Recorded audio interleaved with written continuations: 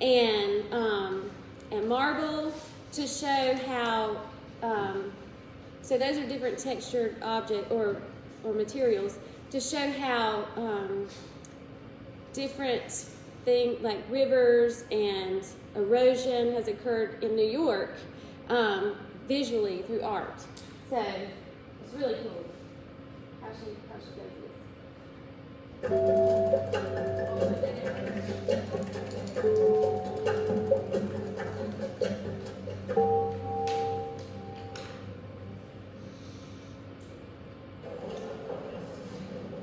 So check this out, guys.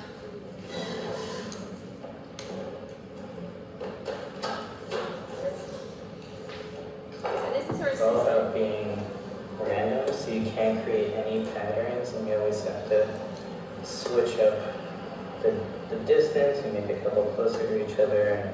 And so this is a map of New York. But for this area where it's the end of the river, it's really thin, it's usually just one pin, so it just varies in one dimension, but it can look like there's a pattern at all. Listen to her. Generally, when people experience something that is, say, 1,000 miles long, though you see a map and plan, your experience of a certain waterway is what you know. And it's really hard to understand an ocean.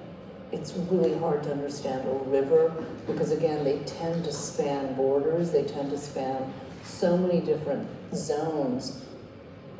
So to begin to think of those as, for lack of a better word, just a very precious object begins to get you to think of that river system as something that is much more controlled or finite, or something that is a singular organism.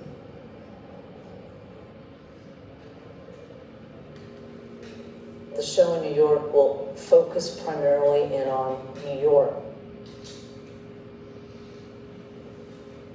I'm trying to get to understand a place like New York City, what's literally below our feet, what used to be there historically, topographically, as well as what's there right now. What she's trying to do is explain how all this development has changed the way, like, weather and hurricanes affect, like, how water So one of the two things that are anchoring the show are these very large stone circles. And this also will be in the show as a cast recycled silver piece. And this is Manhattan. This piece is going to be a pin river of the streams that used to be traversing Midtown Manhattan, west to east. And then she'll have an after. I wanted to create another waterway system. So this is sort of literally the flood zone of Hurricane Sandy. And so we're going to turn that into a fairly large pin river. I don't know if it's important to anyone else other than me. I'm fascinated by it. And I think throughout my work, I've tried to reveal aspects of the natural world that you may not be thinking about.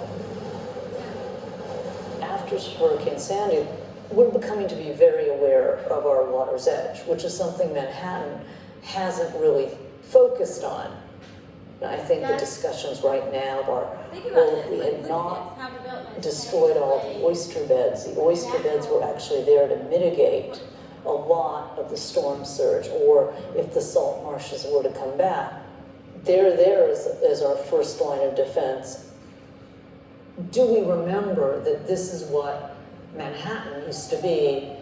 And if we remember it, could we restore it back to a fraction of what its abundance used to be? We don't want to break down basic ecosystem services, which are cleaning our air, cleaning our water. And it's a moral issue. One species absolutely doesn't have a right to overrun the planet. You know, I'm curious if I'm having an impact as an artist. I don't want to be preachy. So I think the sculptures themselves, they've given facts. I'm someone who basically loves to mine the facts and stand back.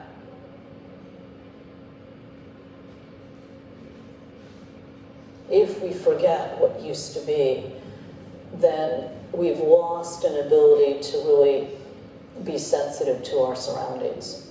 Okay.